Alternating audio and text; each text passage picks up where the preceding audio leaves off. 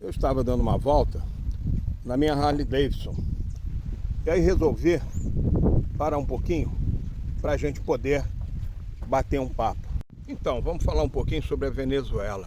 No último vídeo nosso, nós colocamos Maduro abduzido. Por que abduzido?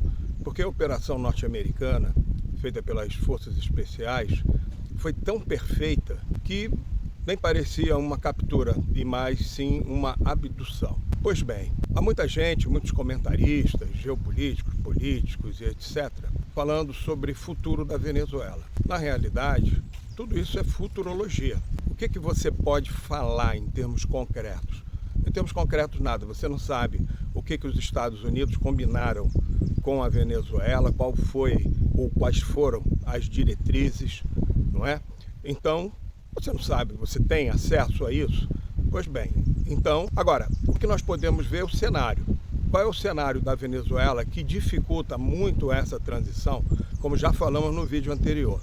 O cenário é um cenário em que as forças armadas venezuelanas, elas foram cooptadas pelo chavismo e há muitos líderes corruptos, muitos generais, enfim.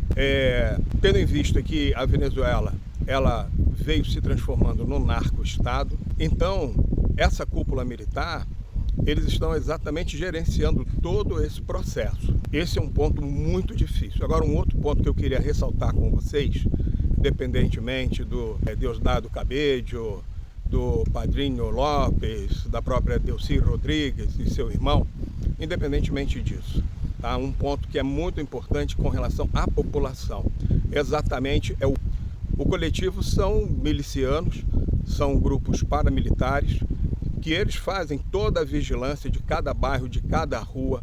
Então qualquer pessoa que se move ou demonstra qualquer atitude contrária ao regime comunista do Nicolás Maduro, então esse coletivo ele costuma agir. E costuma agir de que maneira? Prendendo, torturando e muitas vezes até sumindo com as pessoas. Então esse é um quadro muito grave que o povo venezuelano está se deparando nos dias de hoje.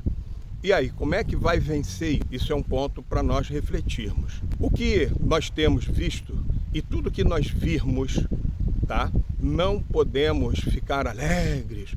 Por exemplo, ontem soltaram presos políticos. Que maravilha, não é maravilha. O regime continua estabelecido, tá? O regime continua estabelecido, o regime comunista venezuelano. Agora, foi um avanço? Sim, foi um avanço, tá?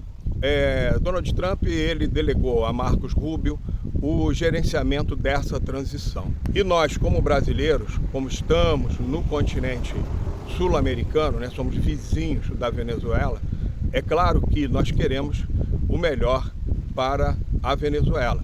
Até porque nós já temos recebido cerca de 260 mil venezuelanos fugidos lá desse regime terrível do chavismo / Nicolás Maduro. Vamos aguardar, vamos ver os próximos capítulos, né, dessa grande saga. Esperamos que tudo corra realmente bem, que a transição ela possa não ser enrolada, porque tem isso também. Há medidas que são combinadas e o atual governo venezuelano ele pode ir embromando, pode ir enrolando e alegar isso, aquilo, outro para não cumprir. Mas vamos aguardar. E uma coisa muito importante que nós temos que entender é o seguinte: por que a Venezuela, que foi uma das maiores economias da América Latina, se tornou nesse caos? Ou veio chegar a esse estado de coisa, esse cenário tão terrível? Simplesmente porque ela teve lideranças corruptas, exatamente, lideranças corruptas. E um líder corrupto, ele é péssimo para qualquer país, para qualquer nação, para qualquer grupo. E no caso houve uma sucessão. Você saiu do Hugo Chávez na Venezuela e chegou até Nicolás Maduro. Então isso é muito grave, isso é muito terrível e demonstra o que um líder corrupto pode fazer contra a sua própria nação. E veja só, dentro daquela máxima que semelhante atrai semelhante, ele se acercou nos três poderes, ele no executivo, no caso do Maduro, a Suprema Corte e o Legislativo, né? Todos fechados em prol de um regime comunista. em prol do massacre das liberdades, direitos, garantias individuais da população venezuelana. Isso é muito grave, isso é muito sério. E nós, como brasileiros, temos que refletir o que nós queremos verdadeiramente para o nosso país, para o nosso Brasil, para que, num futuro próximo, essas coisas não venham a ocorrer conosco. Mas, volto a dizer, um líder corrupto cercado de outros líderes corruptos fizeram esse Estado, produziram este cenário terrível na nossa irmã, nosso país aqui, co-irmão, vizinho, na Venezuela. Então, nós precisamos pensar, não somente geopoliticamente, ou até mesmo politicamente, mas nós temos que olhar para nós, para cada um de nós, e nos perguntar, nós estamos cedendo de alguma maneira na nossa conduta, seja no nosso trabalho, onde quer que a gente possa ir, nós estamos nos deixando levar por ventos de corrupção? Pensa nisso. A coisa começa muito pequena, mas ela vai crescendo.